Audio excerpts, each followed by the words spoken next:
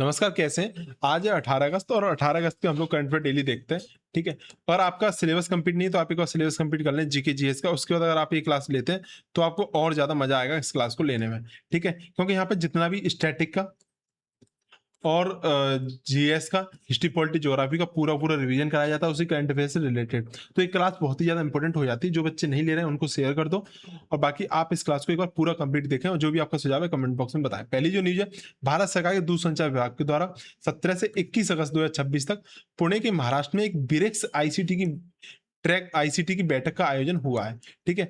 तो ब्रिक्स की आईसीटी बैठक यानी इंफॉर्मेशन एंड कम्युनिकेशन टेक्नोलॉजी की बैठक कहाँ पे हुई है? तो ये पुणे में हुई है। पुणे कहाँ पे स्थित है? ये महाराष्ट्र में स्थित है। कहाँ पे स्थित है?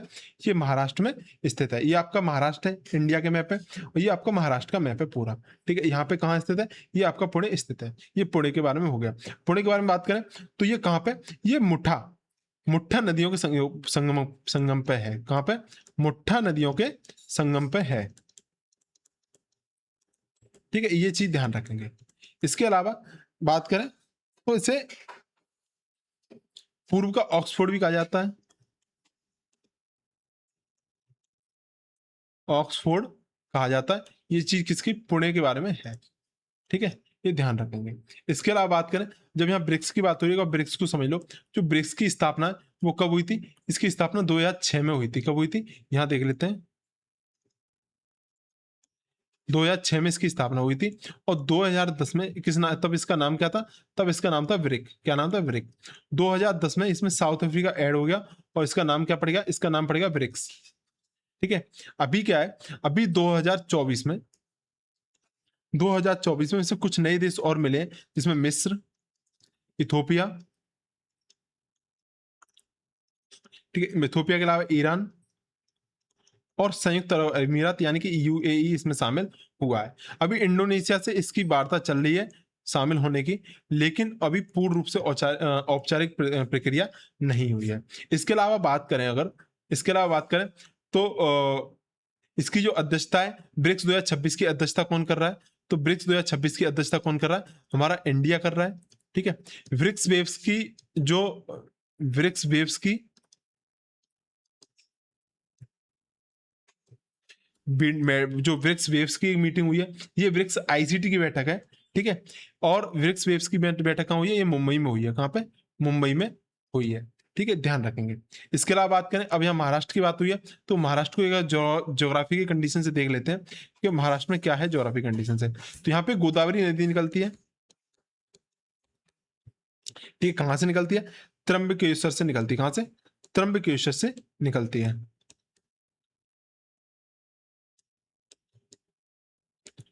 एक आपकी यहाँ पे कृष्णा नदी निकलती है जो यहाँ की इंपोर्टेंट नदी है महाराष्ट्र की, महाबलेश्वर से निकलती है, ठीक है? इसके अलावा एक भीमा निकलती है, वो भीमा शंकर से निकलती है। ये 3 नदियां याद रखेंगे, ठीक है? ये 3 नदियां याद रखेंगे, ठीक है? ये 3 नदियां याद रखेंगे। ये जो गोदावरी है, ये इसे दक्षिण की गंगा कहते हैं और ये प्रायद्वीपीय भारत की, प्रायद्वीपीय भारत कौन सा? जो यहाँ से नीचे का भारत है। एक और मैप में देखेंगे, जो यहाँ से नीचे का भारत है, ठीक है? यहाँ मैप में देखें एक बार, यहाँ से नीचे का जो भारत है उसे प्रायद्वीपीय भारत कहते हैं। प्रायद्वीपीय भारत की से क्या कहते हैं? गंगा कहते हैं। और प्रायद्वीपीय भारत की सबसे लंबी नदी है। कैसी? सबसे लंबी नदी है। आप सिर्फ मुझे सुनते चले, सुनने से ही आपको बहुत सारी चीजें क्लियर हो जाएंगी, ठीक है? इसके अलावा बात करें तो कृष्णा नदी पर एक कोयना बांध है, कोयना बांध है। इसके अलावा यहाँ पे जायकवाड़ी और कौन सा है? और आपका एक बांध और है, ऊंजनी बांध। कौन सा? ऊंजनी बांध है। कौन सा? ऊंजनी बांध है, ठीक है? आप महाराष्ट्र के अगर सीएम की बात करें तो महाराष्ट्र के सीएम कौन है? देवेंद्र फडणवीस यहाँ के सीएम है। और यहाँ के राज्यपाल की बात करें तो गवर्नर की बात करें तो राज्यपाल कौन है यहाँ के? यहाँ के राज्यपाल है जेडी शर्मा। जेडी शर्मा यहाँ के राज्यपाल है। जेडी वर्मा, सॉरी शर्मा नहीं, वर्मा है। जेडी वर्मा यहाँ के राज्यपाल हैं, ध्यान रखेंगे। तो इतनी सारी न्यूज को एक बार ध्यान रख लेंगे। 80वें स्वतंत्रता दिवस के अवसर पर प्रधानमंत्री नरेंद्र मोदी ने वर्ष 2047 तक विकसित भारत के निर्माण हेतु सप्तधारा के राष्ट्रीय संकल्प प्रस्तुत किया है। तो समझ लेते हैं सप्तधारा राष्ट्रीय कार्यक्रम क्या है। सप्तधारा राष्ट्रीय कार्यक्रम क्या है? तो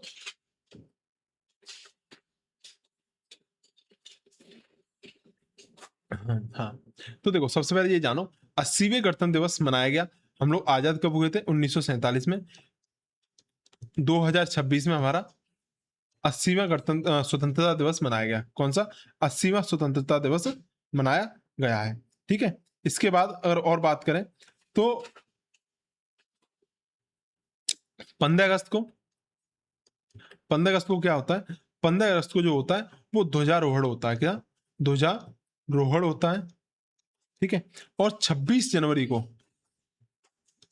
26 जनवरी क्या होता है? ध्वज फहराया जाता है। ये चीज विशेष ध्यान रखेंगे कि आपके स्टैटिक के मतलब से पूछ सकता है। ठीक है, इसके अलावा बात करें तो 80वें स्वतंत्रता दिवस के अवसर पर वंदे मातरम को गाया गया। किसको? वंदे मातरम को गाया गया। तो एक बार वंदे मातरम के बारे में समझ लेते हैं। वंदे मातरम आनंद मठ से लिया गया। किससे? आनंद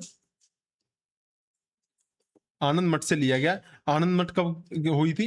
1882 की उपन्यास है। क्या है? उपन्यास है। ठीक है, प्रथम गायन कब हुआ था? तो 1896 को इसको कांग्रेस के अधिवेशन में हुआ था। किसमें? प्रथम गायन इसका 1896 में कांग्रेस के अधिवेशन में हुआ था। कांग्रेस के अधिवेशन में हुआ था। ठीक है, इसके अलावा बात करें तो 24 जनवरी को 1950 को वंदे मातरम को क्या किया गया? वंदे मातरम को राष्ट्रीय गीत स्वीकार किया गया। राष्ट्रीय गीत स्वीकार किया गया। ठीक है, ये चीज ध्यान रखेंगे। इसके अलावा बात करें तो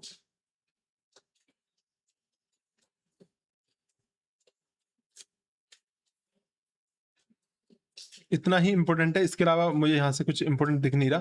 ठीक है, अगर मैं सप्तधारा, यहाँ थोड़ा सा डीप हो जाएगा सप्तधारा के बारे में बताना।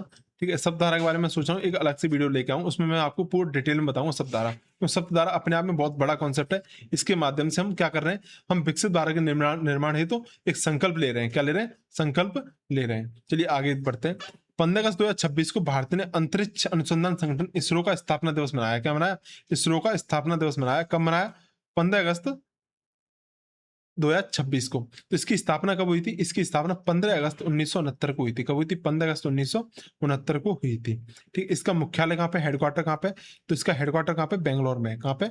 बेंगलोर में इसका मुख्यालय है। इसके अलावा इसके संस्थापक एवं अध्यक्ष, प्रथम अध्यक्ष की बात करें तो इसके जो संस्थापक थे, इसके संस्थापक डॉक्टर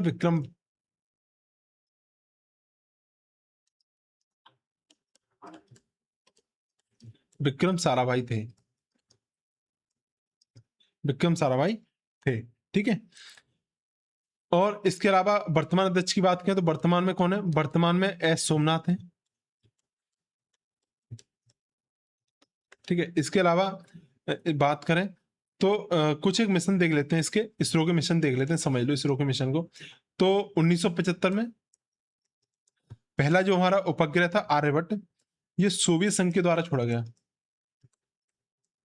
ये सोवियत संघ यानी रूस की सहायता से इसको हमने लॉन्च किया। इसके अलावा 1980 में रोहिणी,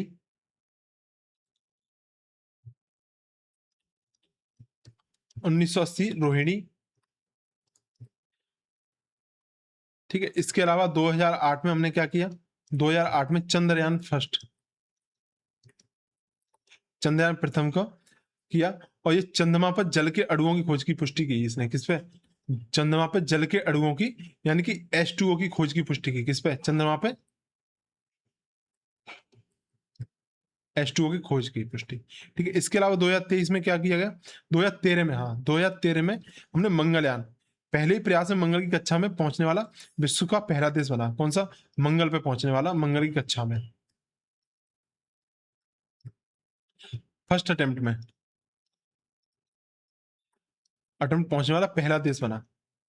ठीक है। तो मंगल की कक्षा में पहुंचने वाला पहले अटेम्प्ट में पहला देश कौन बना? 2013 में भारत बना।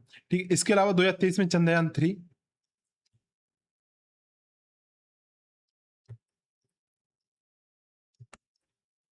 चंद्रयान 3 को सफलतापूर्वक हमने चंद्रमा के दक्षिणी ध्रुव पे इसे लैंडिंग कराया, चंद्रयान 3 को।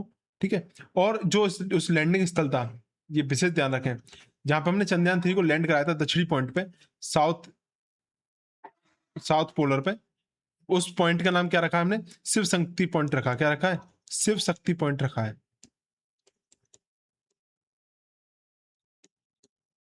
इसका नाम क्या रखा है? शिव शक्ति पॉइंट रखा है। ठीक है। इसके अलावा एक गगनयान मिशन और हम कर रहे हैं, गगनयान। तो ये कैसा है? ये भारत का पहला मानव युक्त अंतरिक्ष मिशन है। कैसा? मानव युक्त, भारत का पहला मानव युक्त मिशन है। इस पे एक रोबोट भेज रहे हैं, उसका नाम क्या है? व्योम मित्र।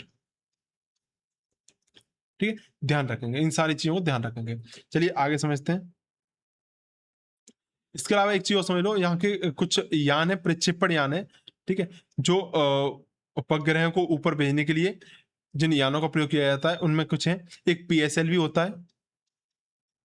ठीक है। एक कौन सा होता है? एक LVM होता है। कौन सा होता है? LVM3। ठीक है। तो PSLV क्या है? इसे इसरो का वर्क हॉर्स कहा जाता है। क्या? वर्क हॉर्स कहा जाता है। कैसा? ठीक है। LVM3 ये कैसा? इसे फैट बॉय कहा जाता है। इसे क्या कहते हैं? Fat boy. इसे फैट बॉय कहते हैं।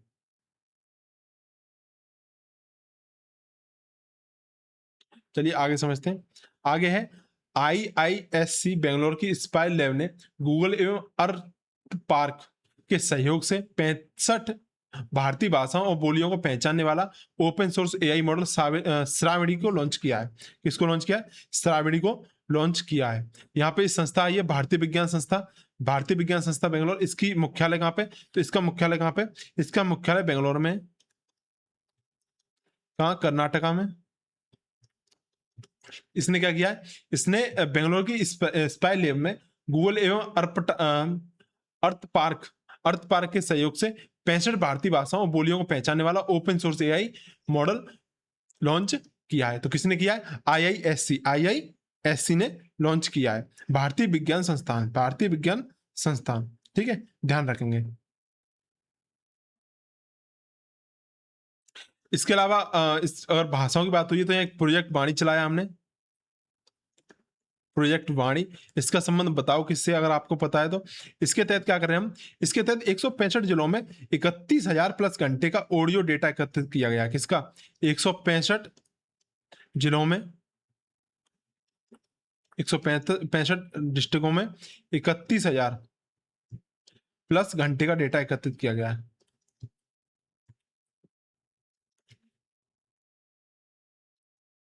एकत्रित किया गया है। ठीक है। अगर भाषाओं की बात आई है तो भाषाओं के बारे में, एक मिनट, भाषाओं के बारे में कहाँ दिया गया है? तो भाषा हमारे संविधान की 8वीं अनुसूची में है। ठीक है। 8वीं अनुसूची में भाषाएं हमारी। इस मूल संविधान में कितनी भाषाएं थी? तो मूल संविधान में 14 भाषाएं थी। वर्तमान में कितनी? वर्तमान में 22 है। 1921वें संशोधन, 21वें संविधान संशोधन 1967 में कौन सी जोड़ी गई? सिंधी जोड़ी गई। ठीक है। इसके अलावा बात करें तो 71वें संविधान संशोधन के द्वारा कौन सी जोड़ी गई? 71वें संविधान संशोधन 1992 के द्वारा कौन सी जोड़ी गई? तो नमक जोड़ी गई, यानी नेपाली, मणिपुरी, नेपाली, मणिपुरी और कोकड़ी, नमक जोड़ी गई। इसके अलावा 2003 में 92वें संविधान संशोधन कौन सी जोड़ी गई? तो BDMS, कौन सी? BDS MBDS जोड़ी गई। कौन सी? बोडो, डोगरी, मैथिली, संथाली। ध्यान रखेंगे, बोडो, डोगरी, मैथिली, संथाली, ये सारी भाषाएं जोड़ी गई। ठीक है। अंग्रेजी हमारी 22 भाषाओं में शामिल नहीं है। कौन सी? अंग्रेजी इन 22 भाषाओं में शामिल नहीं है। ध्यान रखेंगे, अंग्रेजी इसमें सम्मिलित शामिल नहीं है। ठीक है, ध्यान रखेंगे। चलिए आगे देखते हैं। भारतीय दूरसंचार विभाग डीओटी के नेतृत्व में 17 से 21 तक पुणे ब्रिक्स में ब्रिक्स आईसीटी की ट्रैक की बैठक आयोजित हुई। ये शायद 2 बार हो गया है। तो इसमें कौन कौन, ब्राजील, रसिया, इंडिया, चाइना, साउथ अफ्रीका, ये की गई है 2025 में। ठीक है, ये तो हमने पढ़ ही लिया इसके बारे में, तो बार बार नहीं। अब चलो आज देखते हैं। हर घर तिरंगा अभियान के अंतर्गत फिजी सुबह से शुरू होकर 54 देशों के भारतीय मिशनों से गुजरते हुए सूर्यपथ तिरंगा ग्लोबल से रेले सैन फ्रांसिस्को में समाप्त हुई। तो क्या सूर्यपथ तिरंगा ग्लोबल रिले ये कहाँ पे हुई है? सैन फ्रांसिस्को में खत्म हुई है। कहाँ से शुरू हुई थी? ये फिजी सूबा से शुरू हुई थी। तो ध्यान रखेंगे, सूर्यपथ तिरंगा ग्लोबल रिले ये कहाँ से? फिजी से लेके सैन फ्रांसिस्को में ये समाप्त हुई है। तो इसके बारे में जान लेते हैं। तो सबसे पहले फिजी की बात हुई, तो फिजी के बारे में जान लो। फिजी की राजधानी क्या है? तो फिजी की राजधानी सुबा है। ठीक है, मुद्रा की बात करें तो फिजियन डॉलर है। इसके अलावा अगर बात करें अमेरिका, तो सैन फ्रांसिस्को कहाँ पे है? तो सैन फ्रांसिस्को आपकी अमेरिका में है, ये बात ध्यान रखेंगे। अमेरिका की राजधानी क्या है? वॉशिंगटन डीसी है, सबको पता है, वॉशिंगटन डीसी है। ठीक है, इसके अलावा मुद्रा अमेरिकी डॉलर है। ठीक है, ये सारी चीजें हैं। सैन फ्रांसिस्को का संबंध एक चीज से और है, बताओ किससे है इतिहास में? सैन फ्रांसिस्को में 1913 में किसकी स्थापना हुई थी? बताइए किसकी स्थापना हुई थी? अब तो बता सकते हैं, अब तो मैंने थोड़ी सी हिंट दे दी। गदर पार्टी की स्थापना हुई थी। किसकी? गदर पार्टी की स्थापना हुई थी। ये चलो अब ये बता दो कि गदर पार्टी की स्थापना किसने की थी? गदर पार्टी की स्थापना किसने की थी, ये बता दो। तो गदर पार्टी की जो स्थापना लाला हरदयाल द्वारा की गई थी। किसके द्वारा? लाला हरदयाल के द्वारा की गई थी।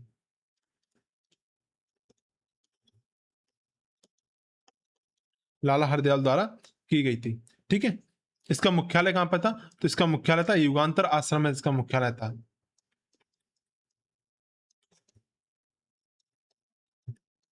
युगांतर आश्रम में इसका मुख्यालय था। ध्वज की बात हुई है, तो ध्वज का प्रारूपकर्ता कौन था? ध्वज का प्रारूपकर्ता कौन था? तो पिंगली बिकैया थे। पिंगली बिकैया इसके प्रारूपकर्ता थे। 22 जुलाई को हमने इसे अडॉप्ट किया, 22 जुलाई को इसे हमने स्वीकारा। 22 जुलाई 1947 को ध्यान रखेंगे, हमने इसको स्वीकारा।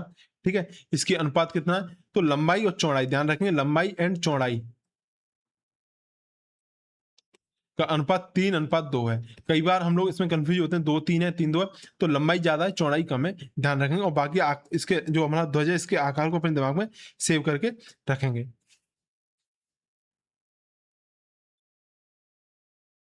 ठीक है, इसके अलावा एक चीज और बता दो, चलो मैं पूछ लेता हूं आपसे। जो ध्वज फहराने का अधिकार है,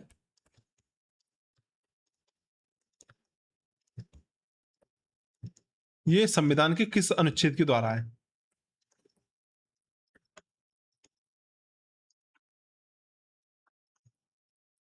बताइए किसके द्वारा है?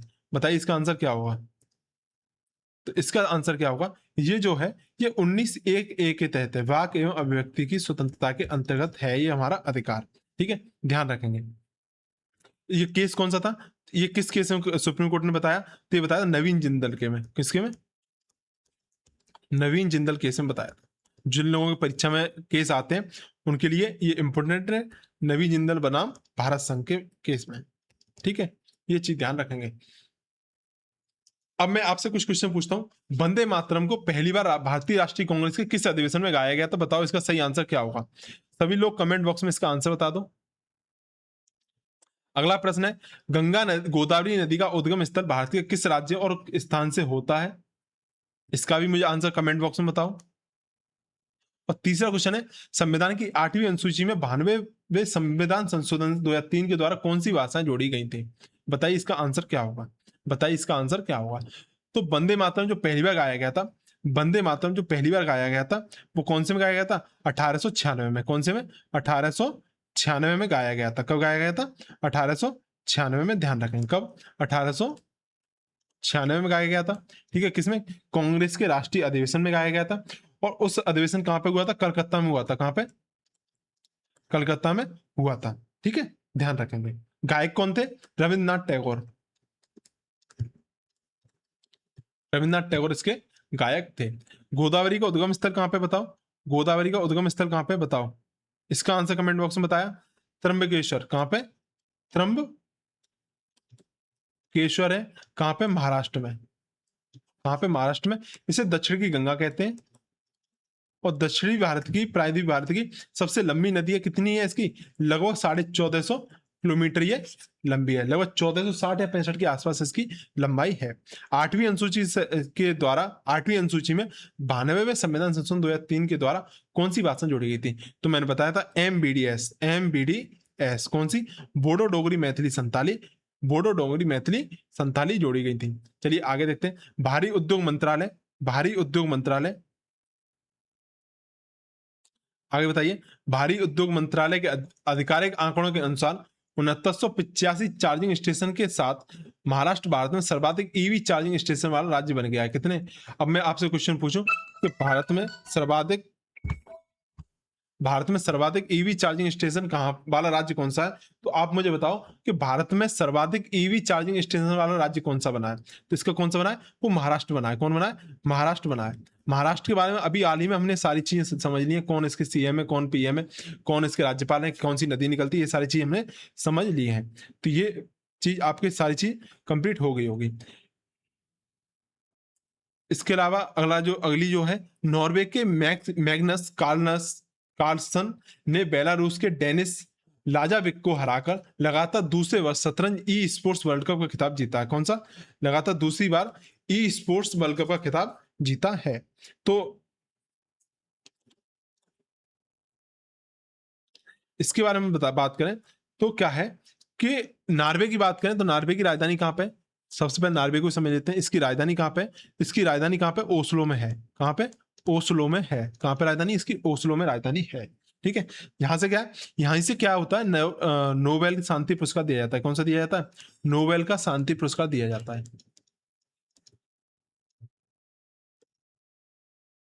नोबेल का शांति पुरस्कार यहीं से दिया जाता है। मुद्रा कौन सी है, मुद्रा है नॉर्वेजियन क्रोन। क्या है, क्रोन यहाँ की मुद्रा है। ठीक है, ध्यान रखेंगे। इसके अलावा बेलारूस की बात हुई है। ठीक है, बेलारूस की बात हुई है, तो बेलारूस की राजधानी क्या है, तो बेलारूस की जो राजधानी है वो मिन्स्क है। कौन सी है, मिन्स्क इसकी राजधानी है। ठीक है, इसके अलावा यहाँ की जो मुद्रा है वो क्या है, बेलारूसी रूबल, बेलारूसी रूबल यहाँ की मुद्रा है। ठीक है, अब बात करते हैं, शतरंज की बात हुई है यहाँ पे। ठीक है, शतरंज की बात हुई है, तो शतरंज की जो अंतरराष्ट्रीय संस्था है उसे क्या कहते हैं, उसे फाइड कहते हैं। क्या कहते हैं, उसे फाइड कहते हैं। और इसका स्थापना कब हुई थी, इसकी स्थापना 1924 को हुई थी। कब हुई थी, इसकी स्थापना 1924 को हुई थी। कब हुई थी, कहाँ पे है इसका मुख्यालय, लुसाने में इसका मुख्यालय है। कहाँ पे, लुसाने में इसका मुख्यालय है। ठीक है, भारत के प्रथम ग्रैंड मास्टर की बात करें तो विश्वनाथ आनंद जी हैं। विश्वनाथ आनंद 1988 में पहले ग्रैंड मास्टर बने थे। ठीक है, ये चीज ध्यान रखेंगे।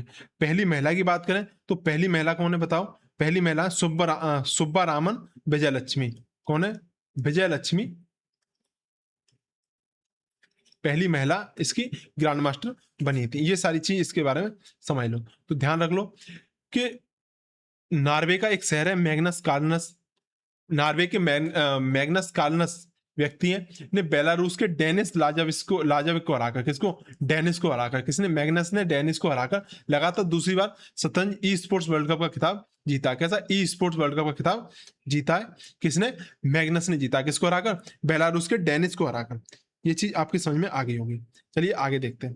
रोमानिया में भीषण सूखे और डेन्यूब नदी का जलस्तर अत्यधिक गिरने के कारण अपने चेरनावोड़ा न्यूक्लियर पावर प्लांट के दूसरे रिएक्टर को ऐतिहासिक बंद किया गया है। कहां बंद किया गया है, तो रोमानिया ने बंद किया। कौन से न्यूक्लियर पावर को बंद किया, तो चेरनावोड़ा को बंद किया है। हुआ क्या है कि रोमानिया भीषण सूखे से, इस समय भीषण सूखे से गुजर रहा है, जिसके कारण डेन्यूब नदी का जो जल स्तर है वो अत्यधिक गिर गया है। इसी कारण क्या हुआ है कि जो चेरनावोड़ा न्यूक्लियर पावर प्लांट है, इसके दूसरे रिएक्टर, इसका पहला रिएक्टर पहले ही बंद किया जा चुका है, दूसरे रिएक्टर को भी एहतियातन बंद कर दिया गया है। क्या है, एहतियातन बंद कर दिया गया है। ठीक है, रोमानिया क्या है, तो रोमानिया के बारे में समझ लो। रोमानिया की जो राजधानी है बुखारेस्ट है। रोमानिया की जो राजधानी है कहाँ है, बुखारेस्ट है। और जो इसकी मुद्रा है वो क्या है, ल्यू इसकी मुद्रा है। क्या है, ल्यू इसकी मुद्रा है। इसके अलावा डेन्यू नदी की बात करें तो डेन्यू नदी का जो ये निकलती है, ये जर्मनी की नदी है, जर्मनी से निकलती है, जर्मनी से निकलती है, और यूरोप की सबसे लंबी नदी है।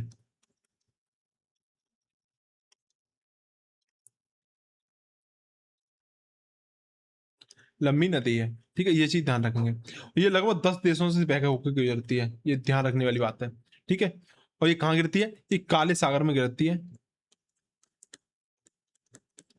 काले सागर में गिरती है, ठीक है। रोमानिया कहाँ पे स्थित है? रोमानिया काले सागर के तट पे ही स्थित है। कहाँ पे? रोमानिया काले सागर के तट पे ही स्थित है। देखो डेन्यू नदी से एक चीज और इंपॉर्टेंट है, देखो ऑस्ट्रिया की राजधानी कहाँ पे? वियना, वियना इसके किनारे पे स्थित है, ठीक है। स्लोवाकिया, इसकी जो राजधानी है ब्रातिस्लावा, ये भी इसके किनारे है, ठीक है। और बुडापेस्ट, हंगरी की राजधानी बुडापेस्ट है, बुडापेस्ट हंगरी की राजधानी है, ये भी इसके किनारे पे है। और बेलग्रेड, बेलग्रेड किसकी राजधानी? सर्बिया की राजधानी है, बेलग्रेड, ये भी इसी के किनारे स्थित है। तो वियना, बुडापेस्ट, बेलग्रेड और कौन सी? ब्रातिस्लावा, कौन सी? ब्रातिस्लावा भी इसके किनारे स्थित है, ठीक है। ये 10 देशों से होकर गुजरती है। और मैं आपसे यहाँ बताऊं तो न्यूक्लियर पावर प्लांट में बस एक चीज समझ लो कि इसमें जो मंदक का प्रयोग किया जाता है, न्यूक्लियर पावर प्लांट में जो मंदक का काम करता है वो कौन करता है? एक पेन कलर चेंज कर लेते हैं। न्यूक्लियर पावर प्लांट में, ये भी नहीं, न्यूक्लियर पावर प्लांट में जो मंदक का काम करता है, तो मंदक का काम कौन करता है? D2 यहाँ पे मंदक का काम करता है, ठीक है। ईंधन कौन होते हैं? ईंधन कौन होते हैं? ईंधन होता है यूरेनियम 235 और प्लूटोनियम 239, ये इसके क्या है? ईंधन है, ध्यान रखेंगे, ठीक है। इसके अलावा अगर नियंत्रक क्षण की बात करें तो न्यूट्रॉन को अवशोषित करने के लिए यहाँ पे कैडमियम और बोरॉन की छड़ें लगाई जाती हैं, ये बस समझने वाली बात है, ठीक है, ये बस समझने वाली बात है। चलिए आगे देखते हैं। ये आपका रोमानिया स्थित है, कहाँ पे स्थित है? ब्लैक सी में स्थित है, ठीक है।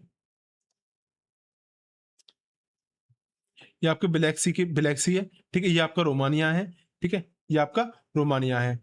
हंगरी, ये रहा आपका, ठीक है, हंगरी ये रहा। स्लोवाकिया ये रहा, ठीक है।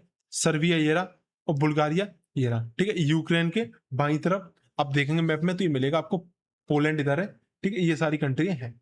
चलिए आगे देखते हैं। भारत सरकार के प्रधान वैज्ञानिक सलाहकार PSA प्रोफेसर अजय कुमार सूद ने ग्रामीण क्षेत्रों में नवाचार एवं तकनीक हस्तांतरण हेतु नाबार्ड के सहयोग से RSVC अमृत प्लेटफॉर्म लॉन्च किया है। तो क्वेश्चन में पूछेगा कि RSVC अमृत प्लेटफॉर्म किसने लॉन्च किया है? तो किसने किया है? भारत सरकार के प्रधान वैज्ञानिक सलाहकार प्रोफेसर अजय कुमार सूद ने। किसके लिए किया है? ग्रामीण क्षेत्रों में नवाचार एवं तकनीक हस्तांतरण हेतु। किसके? ग्रामीण क्षेत्रों में नवाचार एवं तकनीकी हस्तांतरण हेतु इसको लॉन्च किया गया है। इसका पूरा नाम क्या है? इसका पूरा नाम है Rohtak smart village centre, smart village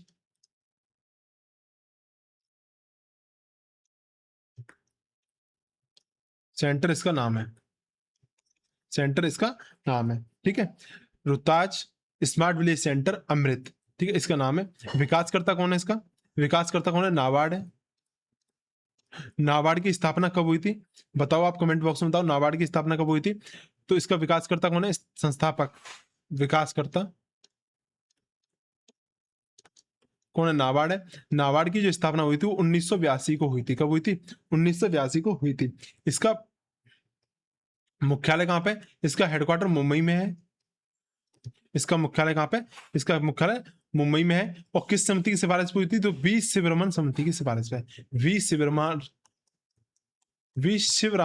समिति की सिफारिश पे इसकी स्थापना हुई थी, ठीक है।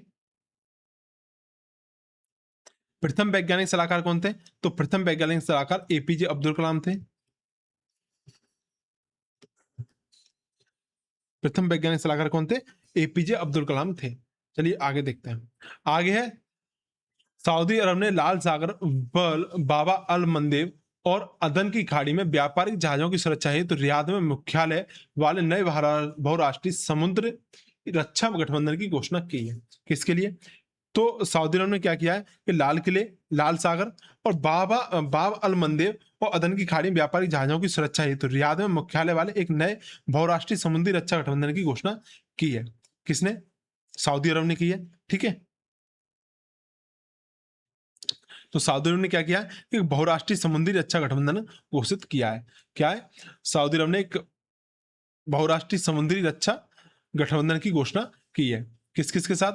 कहां पे? बाबा अल मंदेब में और अदन की खाड़ी में व्यापारिक जहाजों की सुरक्षा हेतु। किस लिए? व्यापारिक जहाजों की सुरक्षा हेतु कहां पे किया? बाबा अल मंदेब में, बाब अल मंदेब में और अदन की खाड़ी में। तो ये अदन की खाड़ी है, ये अदन की खाड़ी है, ध्यान रखेंगे। ठीक है, ये अदन की खाड़ी है, ये आपकी सऊदी अरेबिया रहा, ये आपका सऊदी अरेबिया रहा। ठीक है, इसके अलावा बात करें तो आजकल जो चर्चा में हॉर्मुज स्टेट वो आपका ये रहा। ठीक है, ये आपका हॉर्मुज स्टेट है। ठीक है, ये चीज ध्यान रखेंगे। ये आपका लाल सागर है, ये लाल सागर है आपका। ठीक है, तो इस खाड़ी में जहाजों की सुरक्षा हेतु क्या है? एक गठबंधन की घोषणा की है, एक गठबंधन की घोषणा की है। इसका मुख्यालय कहाँ होगा? इसका मुख्यालय रियाद में होगा। और रियाद किसकी राजधानी है? रियाद ही सऊदी अरब की राजधानी है। मुद्रा क्या है? मुद्रा इसकी रियाल है।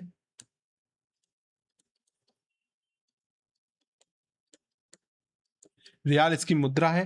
ठीक है, ये चीज ध्यान रखेंगे, ये चीज ध्यान रखेंगे। इसके अलावा फारस की खाड़ी मैंने आपको समझाई थी। ठीक है, अदन की खाड़ी मैंने आपको बताई थी, अदन की खाड़ी मैंने आपको बताई थी। ठीक है, अदन की खाड़ी मैंने बताई थी। इसके अलावा बाब अल मंदेब क्या होता है? ये अदन की खाड़ी को लाल सागर से जोड़ता है। किसको? बाब अल मंदेब जो है, बाब अल मंदेब जो है वो अदन की खाड़ी को, अदन की खाड़ी को लाल सागर से जोड़ता है। किसको? अदन की खाड़ी को लाल सागर से जोड़ता है। कौन? बाब अल मंदेब जोड़ता है। और ये अलग कैसे करता है? ये एशिया को अफ्रीका से अलग करता है। किसको? एशिया को अफ्रीका से। ये आपका अफ्रीका है, ये इजिप्ट हुआ, सूडान हुआ, ठीक है, इरिट्रिया होगा, इथोपिया हुआ, ये क्या है? ये अफ्रीका है, ये क्या है? एशिया। तो एशिया को अफ्रीका से कौन अलग करता है? तो बाब अल मंदेब करता है। कौन करता है? बाब अल मंदेब अलग करता है, बाब अल मंदेब अलग करता है। ये ध्यान रखेंगे। चलिए आगे देखते हैं। तो शिव शक्ति बिंदु कहां पे है? शिव शक्ति बिंदु कहां पे है? बताइए इसका आंसर क्या होगा? बताइए शिव शक्ति बिंदु कहां पे? बताइए इसका आंसर क्या होगा?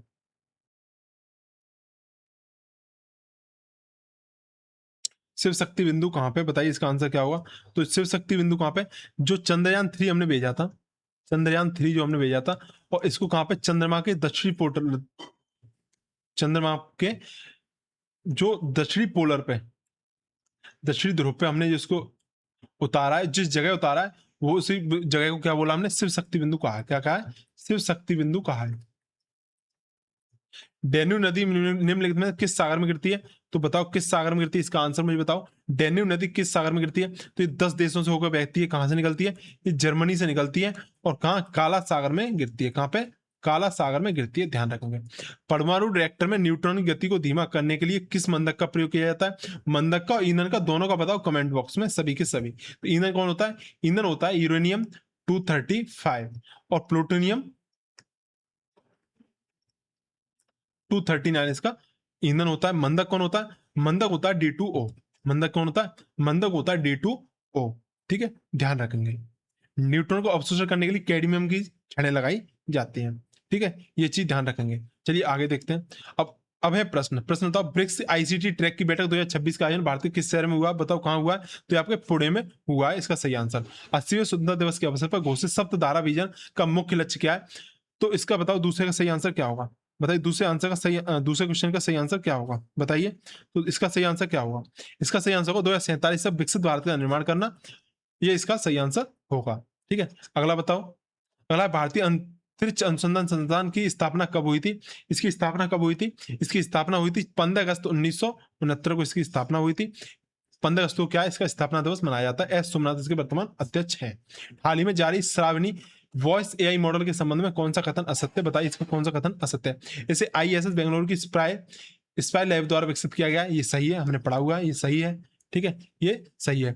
यह 65 भारतीय भाषाओं को बोलियों को सपोर्ट करता है, ये बात सही है, बिल्कुल सही है। ये प्रोजेक्ट वाणी के डेटा पर आधारित है, ये सही है। इस मॉडल में केवल 8वीं अनुसूची की 22 भाषाओं को शामिल किया गया, नहीं, ये गलत है। इसमें क्या है, इसमें 65 भाषाओं को शामिल किया गया है। प्रोजेक्ट वाणी में क्या है, 165 जिलों में हमने 10,000 घंटे से अधिक घंटों की रिकॉर्ड किया है, ठीक है। सूर्यपथ तिरंगा ग्लोबल रिले की शुरुआत किस देश से हुई और कहां पे ये समाप्त हुई, बताओ कहां से। ये फिजी के सुगा से शुरू हुई, ठीक है, और अमेरिका के सैन फ्रांसिस्को में समाप्त हुई, ये इसका सही आंसर हो जाएगा। भारत भारी उद्योग मंत्रालय के आंकड़ों के अनुसार भारत में सबसे अधिक electronic vehicle EV charging station वाला राज्य कौन बन गया है, तो ये महाराष्ट्र बन गया है। कौन बना है, महाराष्ट्र बना है। कौन बना है, महाराष्ट्र बना है। कुल कितने स्टेशन है बताओ, तो 69-85 यहाँ पे चार्जिंग स्टेशन लग गए हैं। कितने, 69-85 यहाँ पे चार्जिंग स्टेशन लग गए। आगे बताओ, मैग्नस कार्लस जिन्होंने लगातार दूसरी बार शतरंज ई स्पोर्ट्स पुरस्कार जीता है, ये किस देश से जीता है, तो किससे जीता है, बताओ किससे जीता है ये, तो किस देश से जीता है, बताओ किस देश से जीता है। नहीं, इनका संबंध किस देश से है और किस देश के व्यक्ति को हराकर जीते हैं, तो इनका संबंध नॉर्वे से है और ये बेलारूस के डेनिस को हरा के जीते हैं। किसको, डेनिस के हरा के जीते हैं। नॉर्वे की राजधानी और बेलारूस की राजधानी दोनों की राजधानी को मुझे कमेंट बॉक्स में बताओ। रोमानिया का चेरनावोड़ा न्यूक्लियर पावर प्लांट किस नदी के जलस्तर के गिरने के कारण चर्चा में आया है, तो किस नदी के जलस्तर गिरने के कारण चर्चा में आया, ये डेन्यूब नदी के गिरने के कारण चर्चा में आया है। ये काला सागर में गिरती है, कहां पे, काला सागर में गिरती है, ध्यान रखेंगे।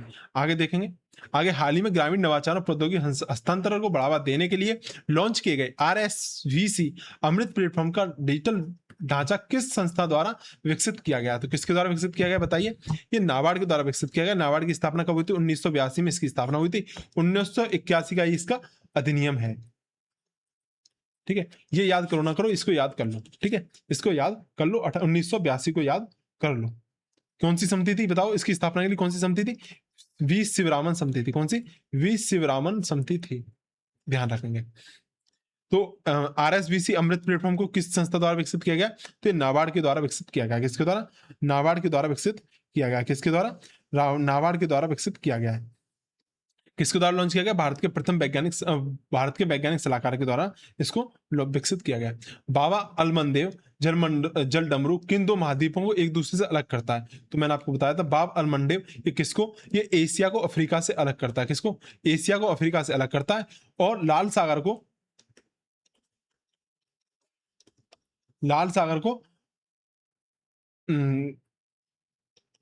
क्या नाम है, अदान की खाड़ी से जोड़ता है। किससे, अदान की खाड़ी को जोड़ता है। लाल सागर अदानी खाड़ी से जोड़ता है, ध्यान रखेंगे।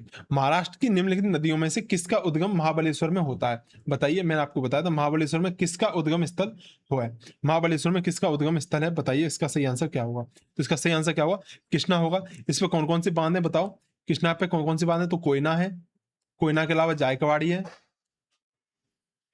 जायकवाड़ी के अलावा कौन सा है, जायकवाड़ी के अलावा एक और कौन सा, कोई एक और है, उसका नाम क्या है बताओ, उसका नाम क्या है बताओ, उसका नाम क्या है बताओ। जाय कबाड़ी के वाला अलावा और एक और कौन सा है बताओ, इसके अलावा कौन सा है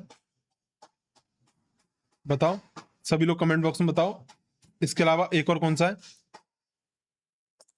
इसके एक और कौन सा, एक और है ऊजनी।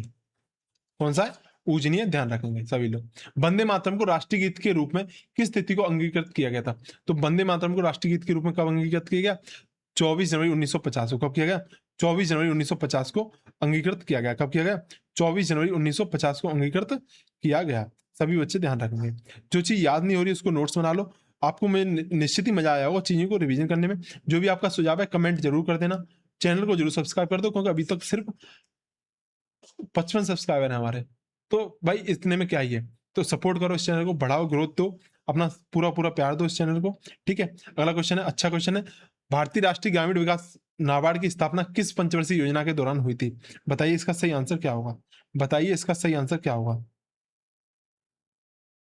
बताइए इसका सही आंसर क्या होगा। तो इसका कौन सही आंसर क्या होगा, ये छठी पंचवर्षीय योजना के दौरान हुए थे, छठी 6th पंचवर्षीय योजना।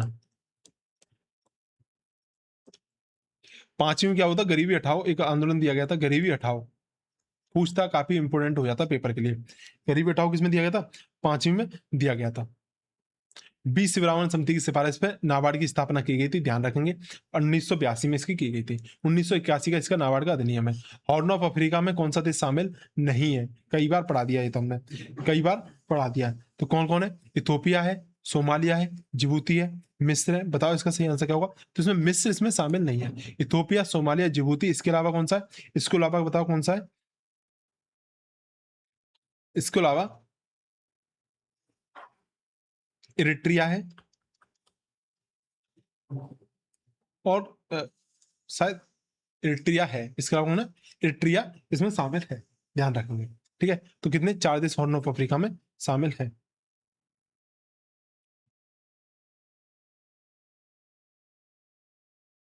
ठीक है, तो इसको ध्यान रखेंगे।